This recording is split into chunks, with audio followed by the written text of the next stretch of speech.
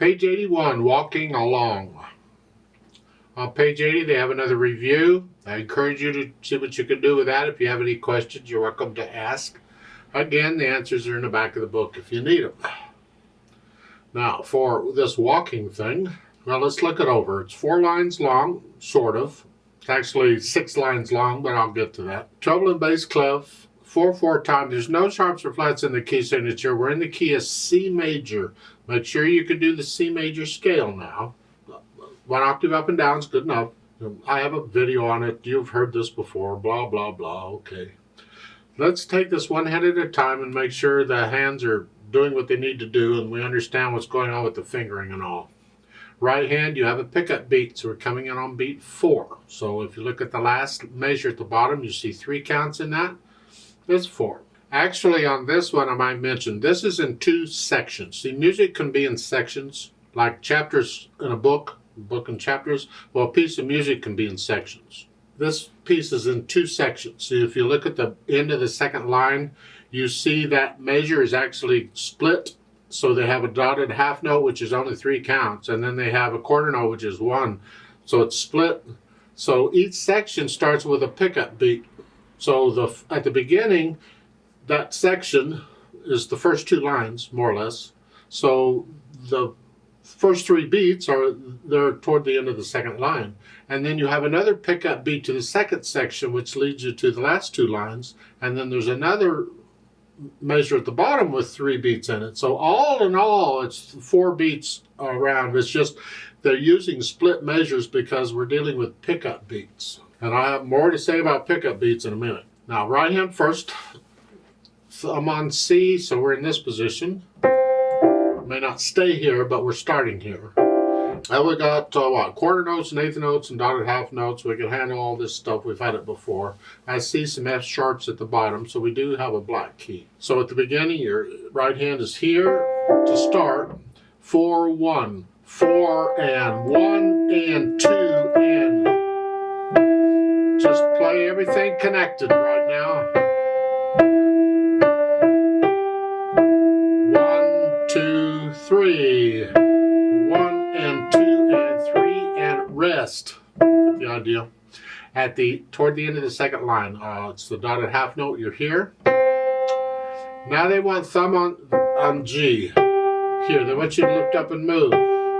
It's the end of a phrase. It's the end of a section. There is a better fingering than this, but we're going to go ahead and use this one for now. So we'll just lift up and lift up. Now you're in this position. So you do the right hand. The left hand, well, you're starting with the C chord down here. And then you have the C chord and then the F chord again. Second line, you got the G7 chord. Okay. Third line, you have to move, but you have a rest. So you got time to come up here. So the G chord and the C chord. And the last line, second measure, 1 and 2 and 3, rest. And then the D7 chord. These are like the chords we use in G major. Well, actually, we're sort of in G major on this second section. They just didn't change the key signature. They're giving you accidentals. But the harmony is in G major. Put the hands together. Here, 1 and 2 and 3. That E's by itself. 2, 3, 4. Make sure you lift up for the rest in the left hand.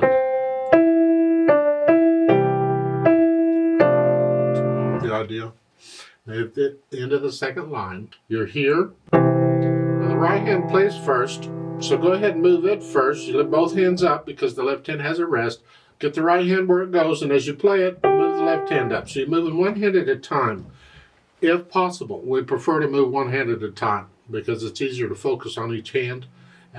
You can't. Sometimes you got to move both hands at the same time. That gets a little tricky. But here, because we have a rest in the left hand, we can move the right hand first. And it happens fairly quickly, but still you can focus on one hand and then the other. You're not trying to move both hands together.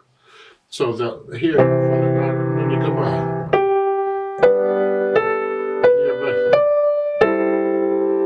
At at the bottom, they're introducing a new musical information for you. And there's an asterisk. Forget the asterisk. That's just indicating a footnote. The DC all fine. It's fine, not fine. It's used in music a lot. The DC, they give the abbreviations down. I mean, DC is an abbreviation. They give you the Italian for what it all means. I just say DC because I'm lazy. DC means go back to the beginning. Just period. Every time, without question, don't pass go, don't collect $200 or nothing. You go to the beginning when you see a DC. Al fine means go to fine.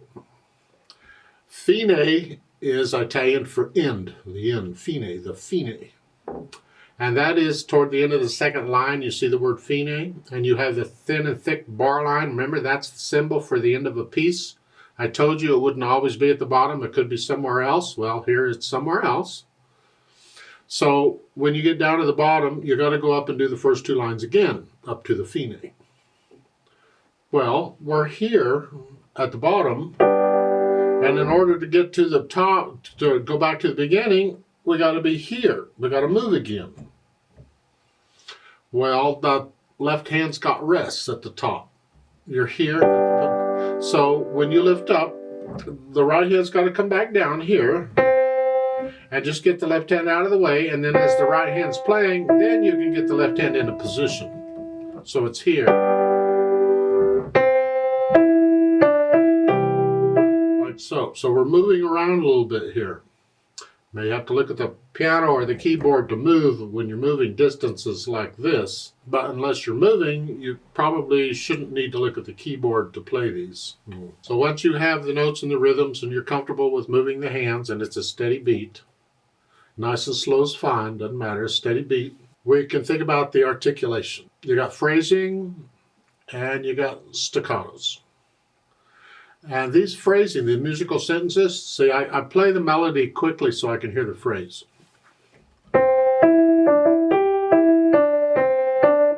So a new phrase. New phrase. I can hear the phrases, and I hear the phrases, each one starts with a pickup beat. And it's actually common in music that if a phrase at the beginning starts with a pickup beat, chances are the other phrase in it will also have pickup beats. When you're trying to figure out phrasing, sometimes it's hard to tell, and that's one of the things you can check for. Is there a pickup beat at the beginning? If so, there could be pickup beats to other phrases also. So here we do have a pickup beat.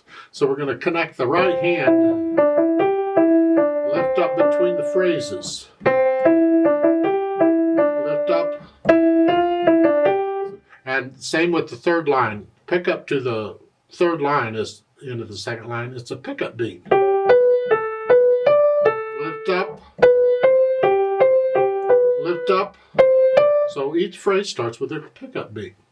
The left hand, you got some staccatos, but not all. Be careful. It's here.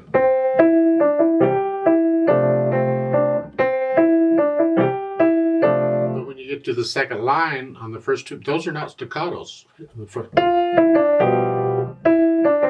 Now it's all and I'm hinging at the wrist here. Boom, boom. I'm on the key and I'm bouncing off. I've spoken before about natural accents. The first beat of a measure gets the strongest, and in 4/4 time, there's also one on the third beat. So it's 1, 2, 3, 4. 1, 2. You feel these. And when you have pickup beats, it's even more important to feel them. I mean, it's always important, but if you don't feel the natural accent, the listener will think it starts on beat 1. 1, 2, 3, 4, 1, 2. And that's what they're going to hear. So it's got to sound like pickup beat to here, to here. So you feel that as you're playing. So it sounds like a pickup beat. You have to exaggerate them at first to get the feeling of that.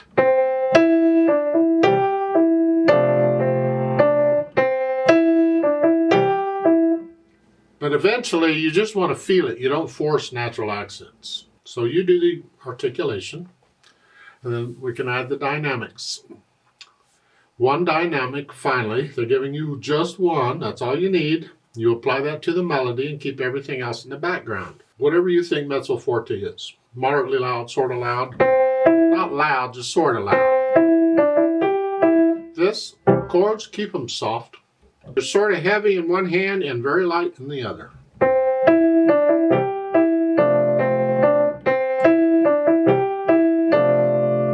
Now when you get to the end of the second line, you go up to loud. It's just a little louder than sort of loud. In the left hand, you keep it in the background.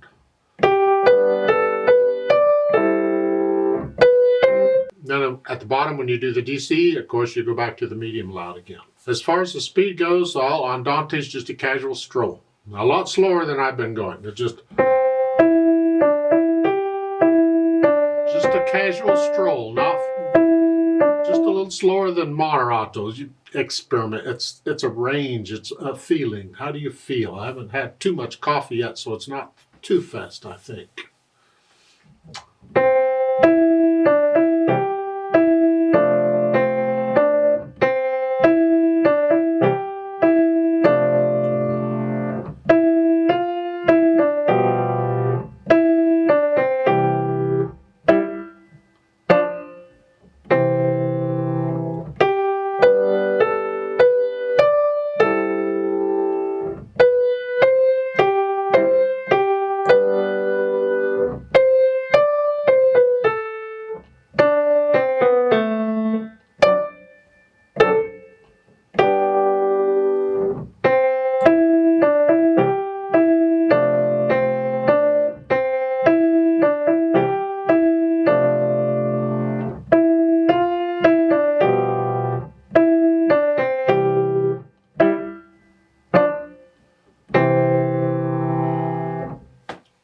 Now keep in mind at the bottom, the last line, the first two measures, it's all melody. So the left hand has to play just as loud as the right hand.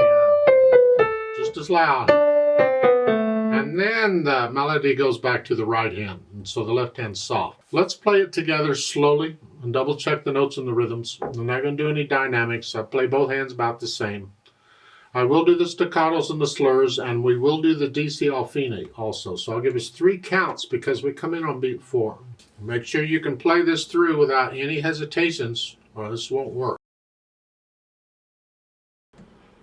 1, ready, go.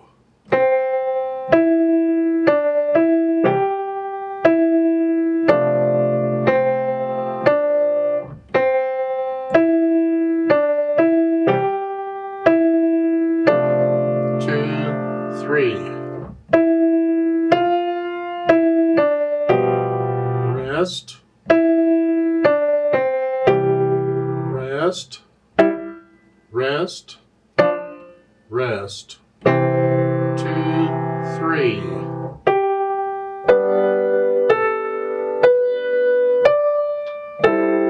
2, 3.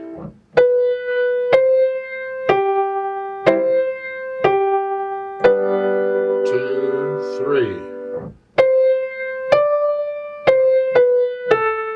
Rest, rest, rest, rest. To the top.